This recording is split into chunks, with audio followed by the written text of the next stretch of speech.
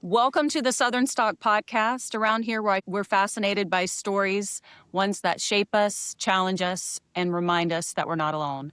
Today's guest is Wymack, a singer-songwriter, content creator, and entertainer based in Las Vegas. Through her project, Anthem Across America, she's traveling the country, singing the national anthem with the goal of performing in all 50 states. Wise performed for professional sports teams, the Savannah Bananas, major rodeos like Cinch World's Toughest Rodeo, NASCAR, and stadium crowds across America. Wymack, we're glad you're here. Welcome. Thank you so much for having me. Thank you. The first thing I want to talk about is Anthem Across America. Yeah. Can you tell me about how this idea got started? I've always loved America. My parents are actually immigrants from Northern Ireland, so I'm a first-generation American, and I am proud of it. I started singing the national anthem years ago, just at boxing events. My dad's a professional boxer. He's a world champion and Olympic silver medalist as well. Cool. So I would sing the anthem at different events, but last year I got to sing for the Savannah Bananas at Angel Stadium in front of 45,000 people. Wow. And the experience of that, I mean, in America that's unfortunately quite divided at the moment, it was so quiet for the anthem. And when it was finished, the whole place erupted. And it just made me feel like there was something more I could do, because for 90 seconds, we can all be Americans, no matter what side you're voting for, no matter what you believe, we're all Americans. So right after that, I was like, I have to do this more. I have to do this across the United States. And I know I might not make a huge difference, but for those 90 seconds that I get to do it, I would love for people to be excited to be American again. So that's kind of where it started. That's so cool. So you're bringing people together. I'm trying to. I'm really trying. That's amazing. And how many states have you been to so far? Have you performed? So I've done 2. So I'm in Las Vegas. So I've done it all across Vegas. And then I went to California, but I've actually booked 2 more dates that I haven't announced yet. But I have 2 more states that I'm checking off my list. One's next month and another one's in September. Awesome. Hopefully you'll make it down to the South at some point. We'd would love to have you. Yeah. So tell me a little bit about your family. I know you mentioned that your parents are immigrants from Ireland. Yes. My father actually had some Irish in his background as well. His grandfather was Irish, so we've got a little kindred spirit going there. Yes, sure. But tell me a little bit about your family and how they support you in this. I'm an only child, so I get all the attention and all the support from them. They've been a solid foundation for me my whole life, my whole career. Pretty much anything that I've said, oh, I want to try that, I want to do that, they're like, okay, let's do it.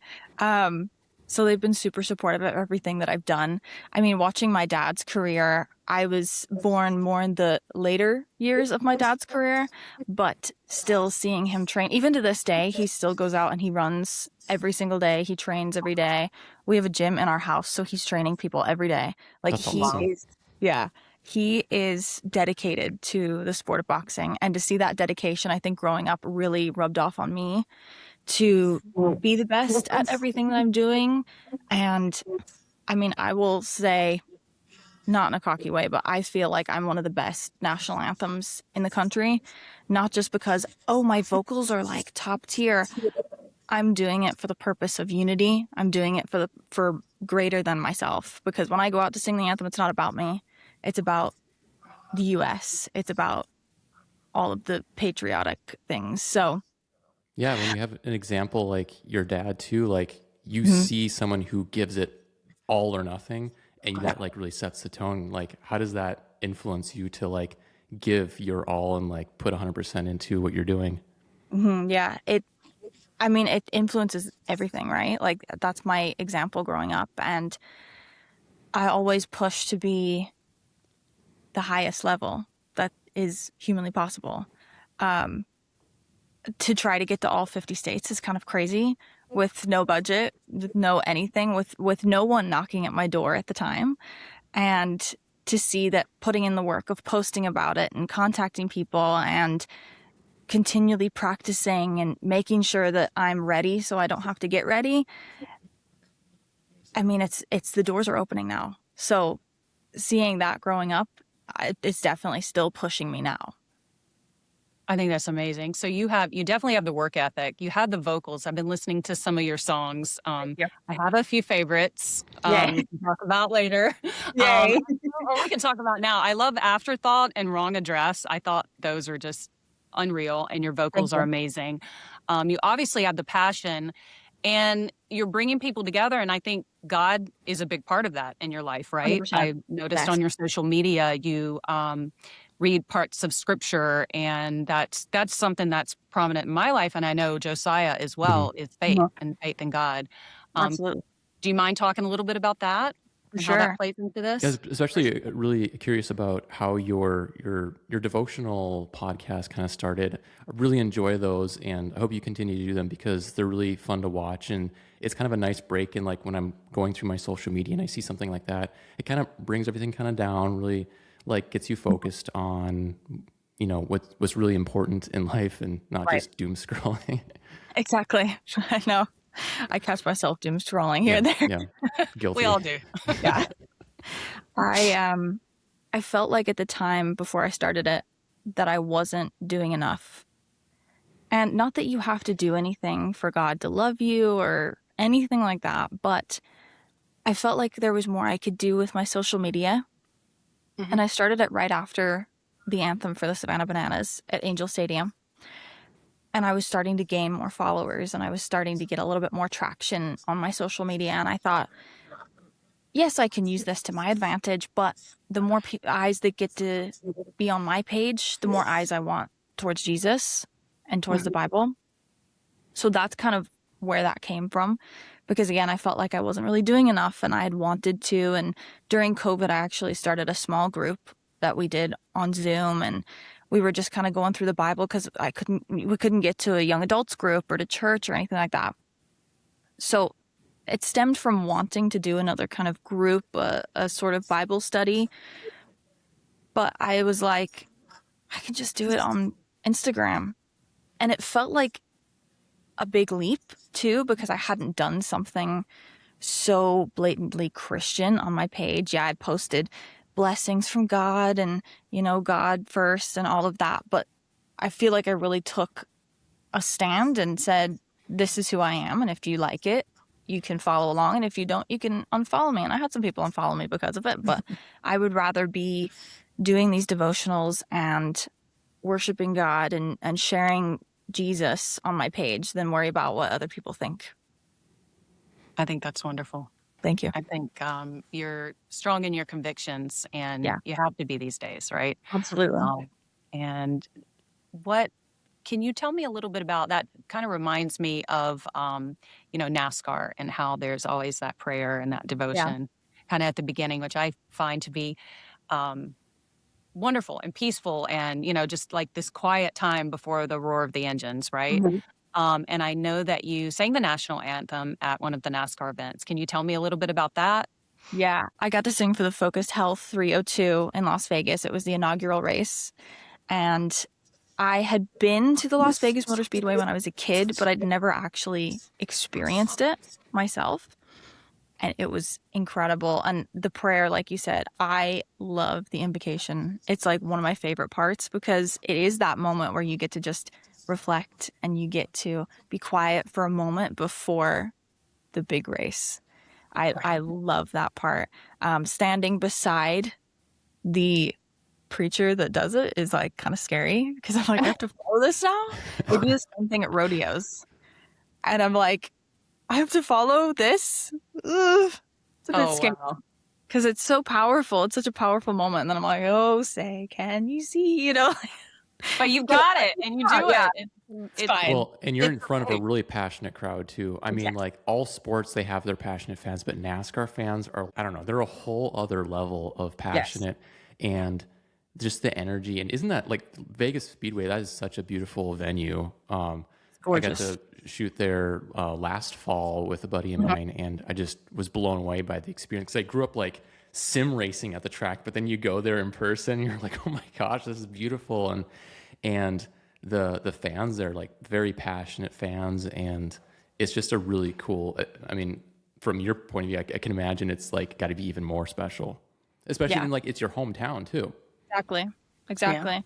I loved being there. It was kind of full circle for me because it's probably our biggest venue, if not one of the biggest here in Vegas. And to be able to sing the anthem there was such a blessing. Just an incredible time. I'm not really into NASCAR too much, but now that I've sung at it, I'm like, ooh, what's going on this weekend? What's going on over there? What's happening here? So now I'm kind of like, ooh. Yep. We look forward to seeing you at more NASCAR races. But the rodeo too, that's cool. My mother was actually, she was a barrel racer in the rodeo when she was young. So I've been to a few rodeos in my life because she was dragging to some rodeos when I was little, and that's a fun venue too. That's different, but it's a fun crowd for sure. Yes, for sure. Do you mind if we talk a little bit about your music, some of your music? Sure. Let's do it. So I know like all sorts of artists, whether you're a painter or you're a sculptor or you're a storyteller like me, you get inspiration from somewhere, right? Yeah. It's either, I know with some of my poetry and things, if I'm feeling sad or mad or happy or whatever, I just kind of put it all out on the paper. Mm-hmm. How do you get inspiration for your songs? Is it kind of the same way?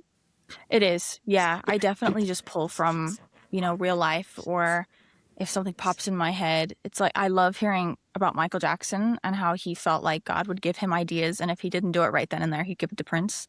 So I kind of pull that same principle of like, I got it in my head, I got to write it down. Whether I actually do something with it, I have to write it down right now. For my EP, the one that you talked about with Afterthought, I was in a really bad relationship at the time, very emotionally abusive. And I wrote it while I was in the relationship. And I remember him like asking questions about it. He was helping me with it. He was helping writing some of the songs, and his best friend was producing.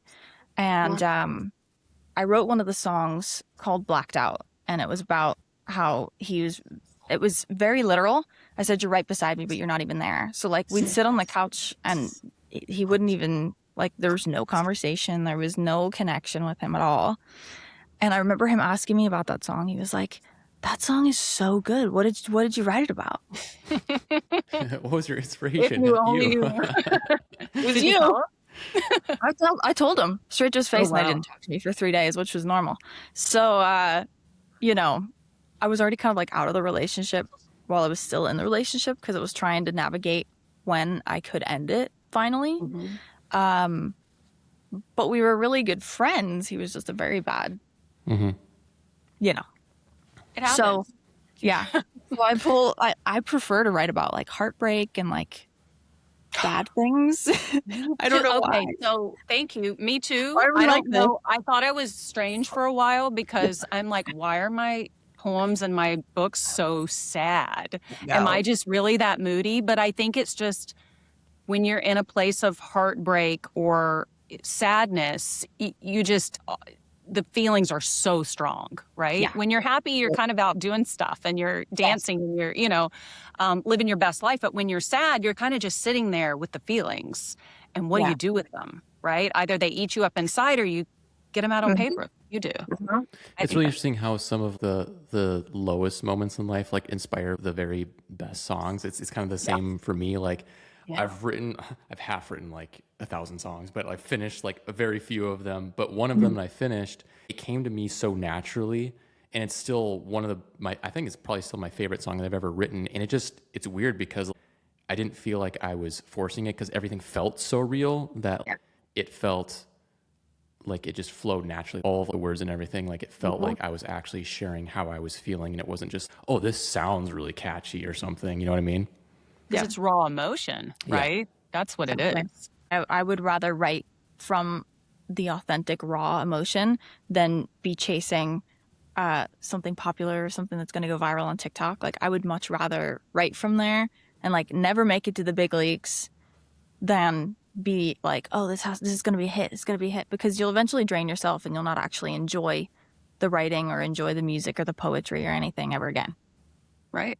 It is one of the concepts I've always kind of scratch my head at in like in the music industry where a select few songwriters create like 90% of the songs for all the big pop artists. It's like it wasn't theirs. It's written and it's handed off to them. They're like, hey, you want this?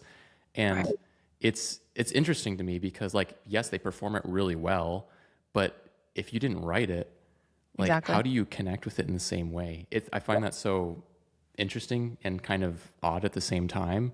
Whereas I feel like it makes like, how could you, in my mind, I have a hard time understanding how you could like sing something really well if it's not like, if you're not singing it from your heart, if that makes sense. Yeah, I get that. Right. I get that. How did you actually get started in music? Can you take us back? Like, were you like 4 years old with the microphone? Yeah, I or? was about to ask you the same thing. I mean, my parents have videos of me when I'm like really, really young, just like dancing to like Elvis or like Nice. Shania Twain. You know, I'm a huge Elvis girl. I was like, Gina okay, has a connection to Elvis with her dad's with the book. Yeah, there's a yeah. So go ahead. You go ahead. You tell it. Oh, you want me to tell it? So my dad, stock car driver, race car driver, was the stunt double for Elvis in the movie Speedway. So he did all the stunt work. Yeah. And he actually met Elvis and took him around the track on a drive. And he said Elvis was hanging on to like the side of the car and he thought he was going to be sick. And he's like, I'm never doing that again. He was terrified. But there's also a line where like I've heard that my dad said something like, when Elvis walked up, he looked at him, he goes, boy, you're prettier than I am. Elvis was like, my dad was a good looking guy and the girls liked him. And obviously everybody loved Elvis. So yeah, that's my Elvis story. I have like the framed MGM letter from MGM saying thank you for filming with, it was Elvis Presley and Nancy Sinatra in the film. So oh my gosh, check that out if you can. So I didn't know you had a plaque Elvis from too. MGM. That's awesome. Very cool. Very cool. Very oh cool. my gosh, I'm And like my huge mom on loved Elvis. too. Yeah, my grandma was obsessed with Elvis, like obsessive. Yeah. Everybody about it. I mean, women used to faint when he would walk off the stage. It was insane.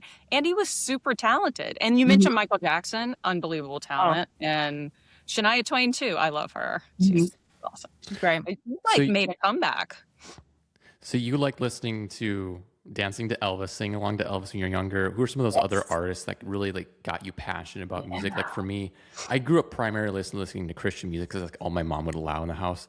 And so I grew up on like everyone from like, Amy Grant to Toby Mac. But as I started and as I started getting a little older and like listening to other types of music, my best friend introduced me to dance music. And this is when dance music was like really strong in the pop music industry back in like the early 2010s. And then I discovered Avicii and I was hooked for life.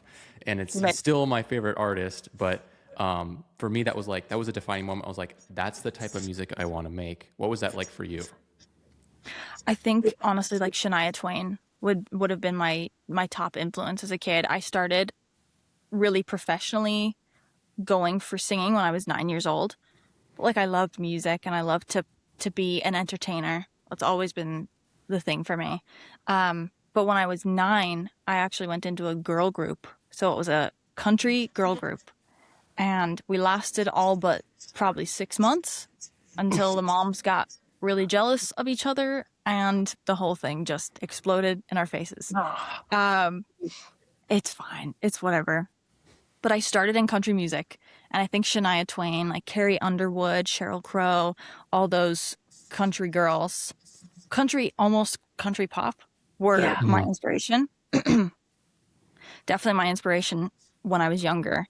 And then as I got older, pop music started to kind of take over in music, and I started going more towards like Bruno Mars, and I would do Corinne Bailey Rae, and I started to go more in the R&B sort of area of music, which I really loved at the time.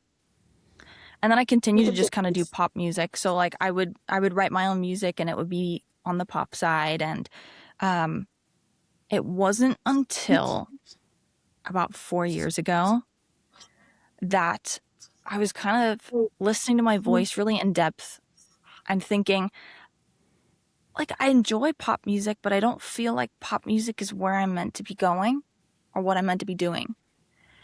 And I was really praying on it, and I was really like, Lord, like, am I supposed to go back to country music?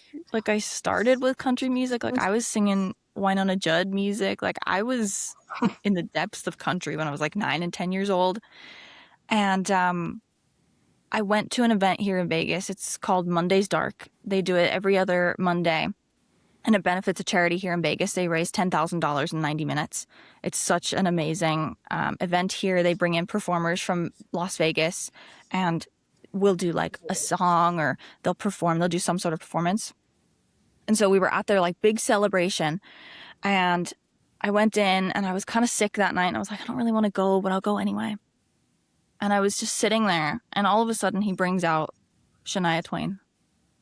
Wow. And I felt like that was God telling me, you have to do country music. I just burst into tears. I looked up at my mom. She's like, what's wrong? And I was like, that was my sign that I needed. Yeah. So from then, I've been trying to really learn what country music is and how I want to do country music. I don't want to be exactly like someone else. I don't want to be a carbon copy of what's already out there. I want to be authentic to my own self, my own journey, my own sound. So that's kind of where I'm at now, but it's taken so long. Like, I've been in music almost 20 years now. Oh. So it's crazy to be 28 and be like, yeah, I've been doing this 19 years. But wow. I mean, it takes a long time to get there. I may never, but I really do feel like now I'm sitting in the right path of the genre of music that I'm meant to be doing. And there's a lot more to country than just like a guitar and a fiddle. Like, there's more storytelling, there's more heart to country music than there is to, I think, to a lot of other music. I agree with you on that. And I do see the influence of Shania Twain, and like, even like I think it kind of started with Garth Brooks, right? Where he introduced into country music, which was like a fiddle and a guitar for a long time, right? He kind of introduced that rock and roll into country music, and then people just took it from there. And I see all those influences in your music, and I completely agree with you. I've always thought that country music is the one genre where it does feel like you're telling the story of somebody's life.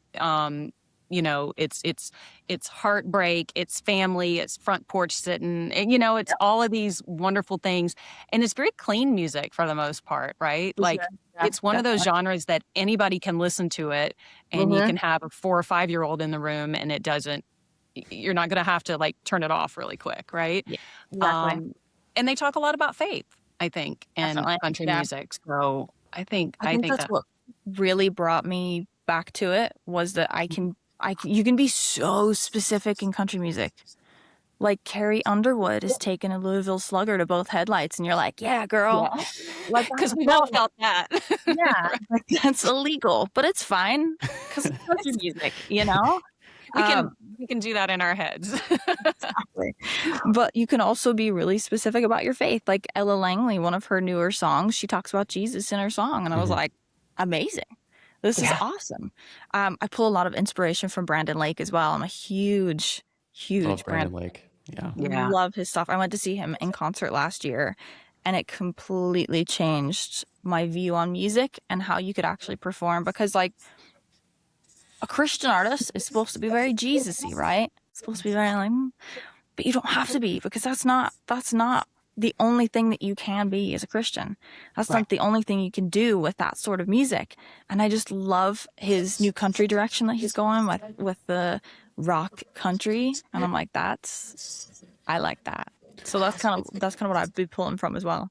See, I've always appreciated artists that were Christian, but they would branch out beyond the Christian genre a little bit. Even like John Bellion, like, he's a Christian. I didn't even know that until he started sharing his connection with Switchfoot, and then he did the remake of Meant to Live, and it was like, it was so beautiful. But there's so many like Christian people out there and Christian artists out there who are infiltrating the other genres, and I really like that, because like, if you just stay within the Christian gospel lane, how are you going to reach the other people? Because Right. right? Because if they don't already listen to it, you're not going to reach them, right?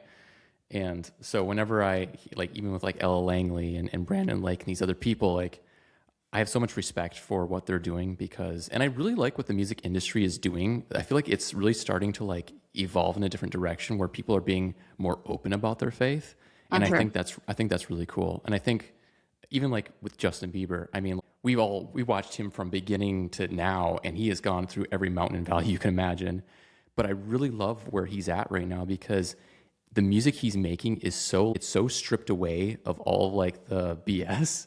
And it's Yes. like his last two albums just dropped two back-to-back albums just not that long apart. And then he's already about to release a third one. And you can feel how raw it is. And then he's just talking like, I love that the final track in that first album, where he's just talking about the creation story. Like that's so cool. In the midst of this album that like you don't know what to categorize it as because it's a little bit of everything. But I love that Christians are starting to embrace that there are so many types of music, and that I really do think God created music, right? And so like God didn't create Christian music. We created Christian music. So I like what's happening. Yeah. Yeah, I do too. Well, is there any stories you could tell us, like, what has surprised you maybe about the people that you've met? Or I know you mentioned the people coming together, but are there particular moments that like kind of remain in your heart? People that you met that you know, maybe didn't expect to be one way or just had a wonderful story? When I went to the rodeo, the Cinch World's Toughest Rodeo, I don't really know what I was expecting as far as the crowd was concerned. I'd never been to a rodeo, so I didn't really know what I was walking into. And they seemed to be one of the most patriotic, one of the most faith-filled audiences that I've ever seen. People were a lot friendlier. I had a couple people come up afterwards and just like chat with me and take some photos. And I think that one was the most emotional for me because the invocation that they had beforehand was absolutely incredible. Before he did it, he was like, hey, if you don't believe this, all good, but we do, and we're going to do it anyway. And he talks about how Jesus is our Lord and Savior and how our country is blessed by God. And then before I sang, he's like, this is going to be the most beautiful song you'll hear today.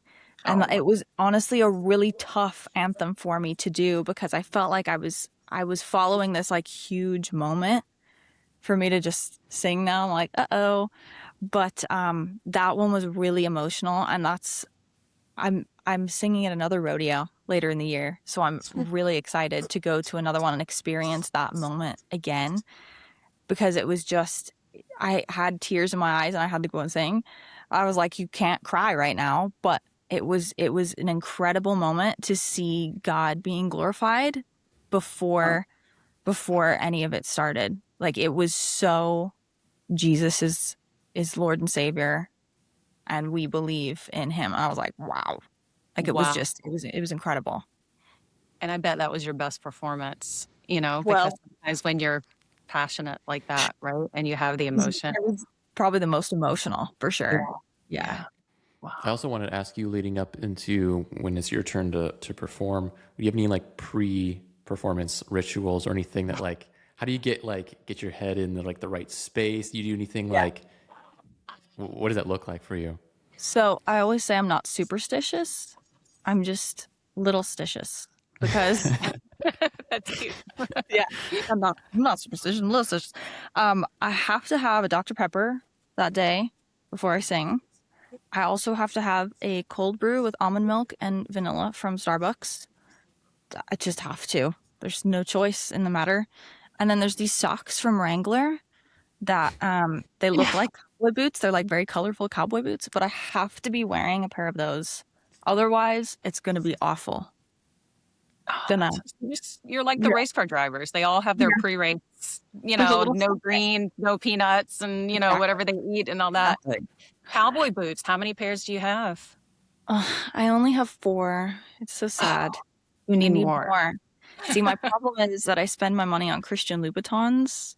So I get Mm. bottoms, I spend my money on that. That's the problem. So I've got like I 60 pairs of those. It's not good. I love those too. Those are the best. The I cowboy need more boots. cowboy boots for sure. And you know what? To be honest, the Louboutins are about as comfortable as the cowboy boots Yeah. because I mean they're tough to walk in. Like they're Yes. cute, but they're not easy. No, not at all. I was just watching I don't know whose podcast it was, but Noah Gregson and somebody else was on it. And they were talking about pre-race rituals that drivers do. And I didn't even know this until like this week, but some drivers wear a sock on their right foot the night before racing to keep their their pedal warm. I don't know how they do Oh, that, but a lot of them do that. It's like a weird thing that they do.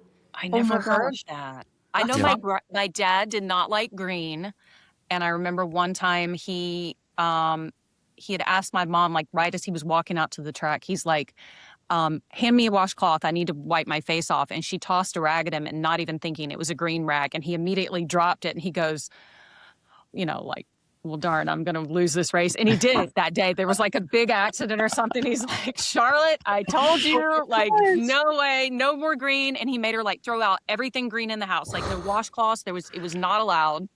And then there's something about peanuts because I think there was an accident at a NASCAR race, like a very major one and then there were peanut shells found. So there's some like NASCAR superstition about peanuts. It's like bananas on boats, right? You're not supposed to, there's some superstition about that. So it's like peanuts for NASCAR. But I'm sure each driver has his own thing, right? It makes sense why he drove a lot of different colored paint schemes, but there was never a green one. Never. And there never would have been. No way. No way. No way. But it's just like any sport, I guess. They're whether it's boxers or football players or whatever, they always have like the same pre-race or pre-game meal. My dad always had a coffee and a slice of cheesecake. Oh, I was like, that's interesting. For a boxer too. Yeah. Because he probably was he heavyweight or lightweight or somewhere? He was bantamweight. Okay. He was bantamweight, so he was lighter. Okay. So that for him was nothing. It was probably just like fuel for the fight because he probably had been like trying to lose weight to make it. Wow. Yeah.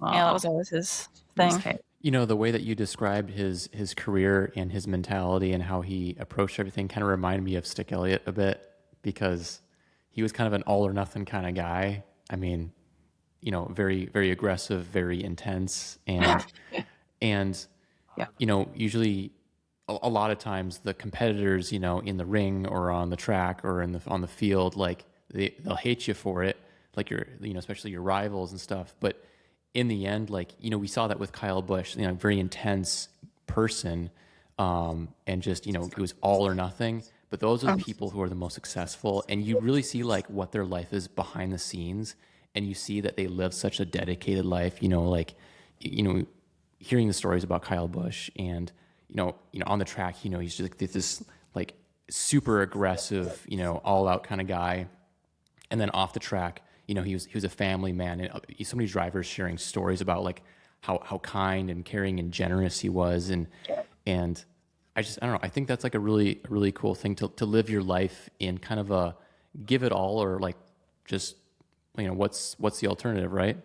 Yep. Right. It's unapologetic, right? For Just to live your life without apology. Absolutely. And probably same thing with your dad, same thing with my dad. I'm sure, like Josiah said, there were people that couldn't stand them, but they probably always respected them, right? For sure. Yeah, absolutely. Because they were just doing it for the sport and doing what they loved.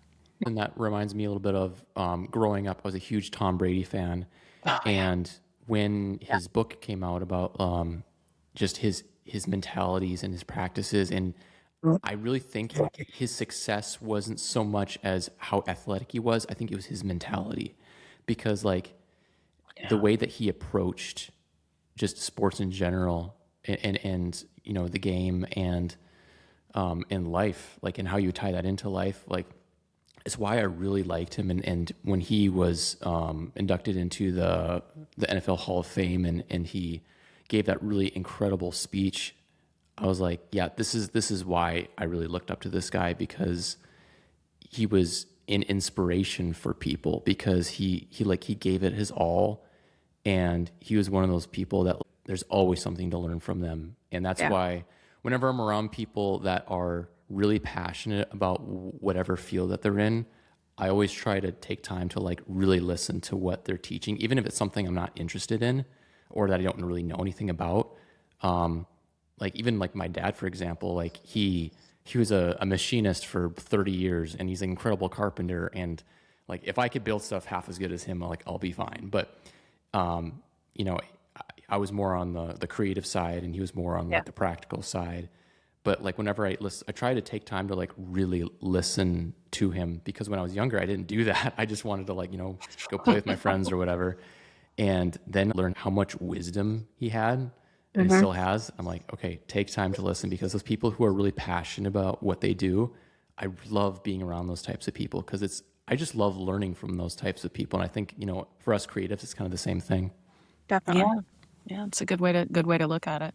Yeah. And it connects us all too. If we take time to listen to each other's stories, I think that's maybe part of the division in the United States right now, is that a lot of us don't take the time to listen to the other side, or someone that disagrees with us, and maybe understand where they're coming from, you know, their perspective. You know, maybe it was something from their childhood. Maybe they were just, you know, born this way, thinking this way, or, you know, something happened to them in their adult life. And I think that if we can try to understand each other and come together, we'll make connections, and we'll be a better place for it. Absolutely. We're getting close on time. Gina, was there any more questions, any last questions that you wanted to ask why? And was there anything that you wanted to share as well? I mean, I think we've covered it. I do have new music coming, but also I'm just doing it myself. And I don't want to be like, I've got new music, and then it takes 6 months to come out. But also I do That's have how new I am too. Yeah, like, but my new music has to come out in the next like 2 weeks. So I'll be in this corner recording over the next few days if anybody needs me, because it needs to be.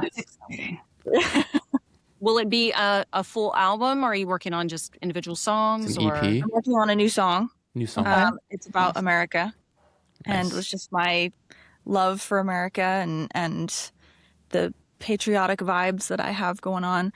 It's actually supposed to be the theme song for Anthem Across America. So nice. Cool. Yeah, it'll be fun. I'll keep a lookout for that. I'm excited. Yes. I was listening to all of your music last night too, and I was like, this is really good stuff. Thank you. Good luck with everything. Thank you for coming on, and we wish you the best of luck. And I hope to see you at a NASCAR race or a rodeo or something. Yeah, keep us in the loop, and we'd love to see you wherever the road takes you next. And I'm sure we'll be in touch, because I love to make music too. I've been a producer and artist for several years too, and I always love just talking to other creatives too in that field. And who knows, a collaboration. No. I was about to say. Collab. Who knows? Let's do it. Because I can produce, but I can't sing. I can't sing to save my life. I can't produce, but I can sing. So maybe this is. Hey, this is a match. And then too, stay in touch, because I know some people in NASCAR, so there might be some opportunities for me to connect you. You know, maybe get you on some of these races for an anthem. So let's definitely stay in touch. Yeah. Absolutely. Yes, let's do it. Awesome. Well, thanks again for hopping on. Thank you so much Gina, for having and thank you. Thanks everyone for tuning in, and we'll see you on the next episode.